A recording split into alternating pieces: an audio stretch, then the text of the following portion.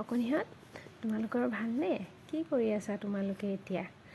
বৰষুণৰ বতৰত বেছি বৰষুণত নিতিতিবা দেই, অসুখ হৈ যাব। আজি আমি তোমালোকক কি শিকাম জানানে? আজি আমি অসমীয়াত সংখ্যা জ্ঞান শিকিম, 1ৰ পৰা 10লৈ শিকিম হা। আজি আমি জাষ্ট সংখ্যাকেইটা শিকি যাম, তাৰ পাছত আমি সংখ্যাকেইটাত অসমীয়াত লিখিবলৈও আকৌ শিকিম দেই। সেয়া অসমীয়াত সংখ্যা জ্ঞান জ্ঞান, সংখ্যা জ্ঞান। এয়া আমি লিখিম 1 2 3 4 5 6 7 8 9